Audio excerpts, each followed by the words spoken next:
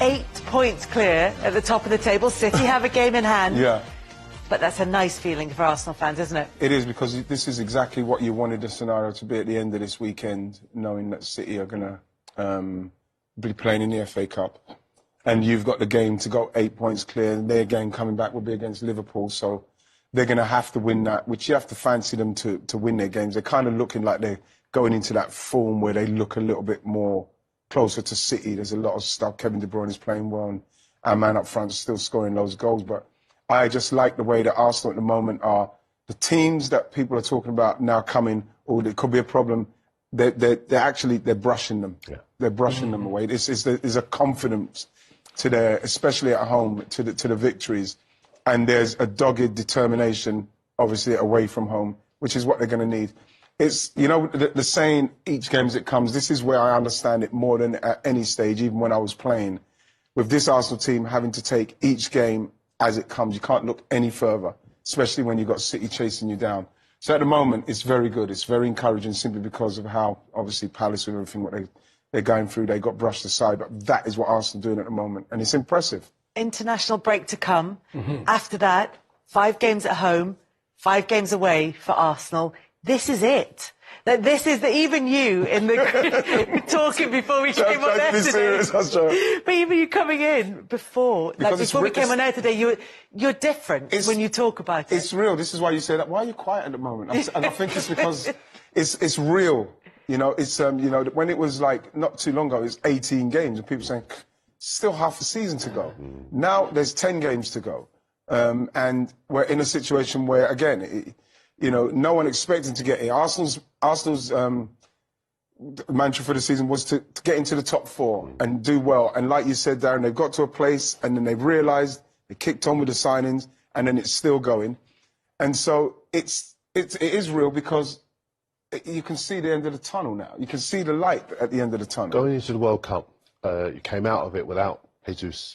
Is there a nervousness that you might lose a key player in this window? International break. You know what? Up to this point, there's not a nervousness now. Obviously, you don't want to one. You don't want to lose someone like Thomas Partey for any amount of time. We've lost Saliba, but like they've seemed to have taken the hit up to this point, and that is one of the things that people were more criticising Arsenal about. Well, let's see when you get injuries to your main players. We've got injuries to all of our main players, and still amongst it. So it's how they finish off with the pressure that's going to ramp up for these last games, with the injuries that may come.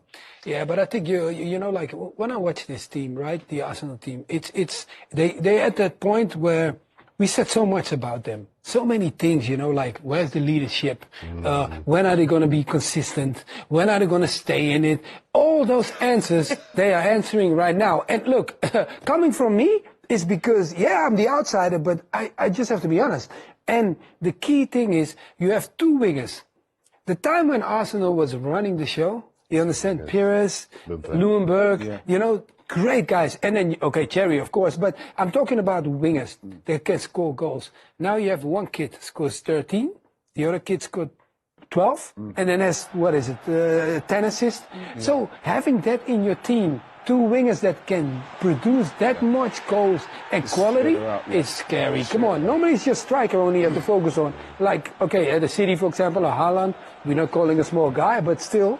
And then you have 2 outside guys, and then your number 10, Odegaard, he's on number 10 goals. Yes, when you look at all the title-winning sides, you know, Lampard with Chelsea's goals of Manchester United, they always have those goals from midfield, from the wide areas, Giggs and Beckham, obviously. And I'm going way too far. But do you do? Not that far. That's for some of us. I almost did a screech in my brain. I could hear the car screech. You're losing the Gen Z market. But no. But there is. You're right. There is that kind of spread of goals throughout the team, and that's what. But it comes back to what you were saying earlier about the stress of going for a title and the stress of trying to avoid relegation being exactly the same. And this is a group of players. Yes, there are individuals in there who've been through it, but they haven't been through it together, and this is going to be a real test. Yeah, because that's why, like, for example, you know when Jorginho went over, right? People were like, oh, why is he going there, and why would he take that decision? It's very clear. Arteta was thinking about it. He thinks like, look, I'm going to get a guy that's won so much, and if a problem comes in the team, I have a guy that can talk for me. Because there are moments on the training ground, your coach is not near you. The dressing room, when it closes, you don't want your coach that you, and there's no player in any team that wants to be seen being close to the coach. You don't want to be that player. You want to keep the distance between you and your manager. His whole career trying to shake that off. You want to keep your distance. Yeah. So who else is going to talk? Jorginho is going to do the job for him. So that's why you need that, and that's what he's building. He's building something. Oh, am I going to need that? Put that in. I think, if I watch Arsenal now, the confidence and the belief. I saw Saka talk, so young. So confident, but if you see him then talk, he's so shy, so normal, just a nice kid. You know the thing as well, a lot of people say about the amount of people, yes, we know Jesus, Jorginho, we know that Zinchenko have won leagues, but there's players there that won. Xhaka's won leagues, El Neni's won league, Trossard won league, Gabriel has won leagues. You know, there's players who know the journey of what happens when you get into the latter stages of the league campaign and what you need to do, and this is why I'm confident that whatever happens, it's going to have to be one of those City unbelievable gut-busting runs, what they do, bam, just blast teams away for 10 games to beat this Arsenal team because they believe they can do it, because they've got to a point where nobody thought they would get to, and they still look like they can do it. Like I say, they're beating teams at home very comfortably, and that's all you can do. That's all you can do. I think a key... No, go on. I think a key part of this period is going to be the away games, because we saw the fixture a second ago, the list. They're away to Newcastle, they're away to Liverpool. Liverpool are far stronger at home than they are away from home, where they've been very poor so far this season.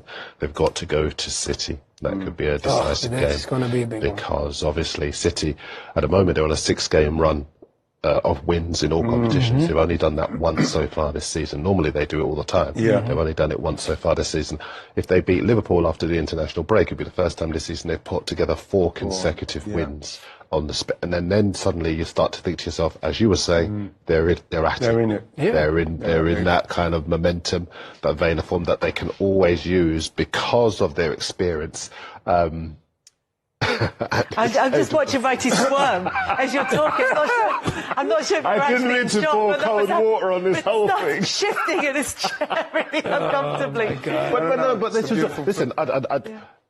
I'll make you feel maybe a bit better. We spoke to Gabriel Jesus yesterday, and he says, I love this stage of the season. I've won it 4 times before. This is the stage of the season I'm used to. I've got the experience, as you've been saying. And when you are a winner, submit to the other players in the dressing room. It doesn't really matter who's coming up behind you as a player. And he has been exceptional, not just in terms of scoring goals, but taking responsibility.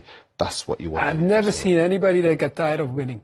I've never seen, because if I see that, call me, please, because you can tell me who that person is, because that's why they're going to keep going. People talked about Arteta. Sometimes when he talks, he's too confident. But if you know him as a player, he was identical to that. When he was at Everton, very confident, you know, and the way he was playing, very technical. His team is playing identical to his character. Identical. When you watch them, the things they do, how they open people up, how they play, and now everything works. Of course, they're going to get a test again. If they win it this year, next year, oh, you know, people are coming for them. I worry about that next year. But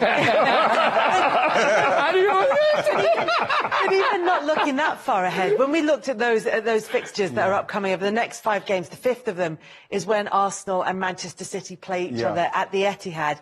And it must be so hard for the players to do what you said, which is that thing of just focus on the next game, the next game. You're thinking about it, but the thing is, Kels, it's what you do leading up to that, because what Arsenal can do leading up to that is try and win as many games as they can, because you have to believe that City will win their games. But if you win your games and City do slip up, which we've seen up to this point, that they've had a little bit of a hiccup every now and then what you're doing is, by winning those games, is creating even more of a buffer, more of a cushion, so that if you do lose, it doesn't hurt so much.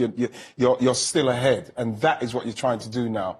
Win the games that give you even more of a cushion, so you're putting City under the kind of pressure where we know they can do it, but they have to do it. But of course, City will have their own anxieties going into this international break as well. You know, they won't want any of their key players. Champions League.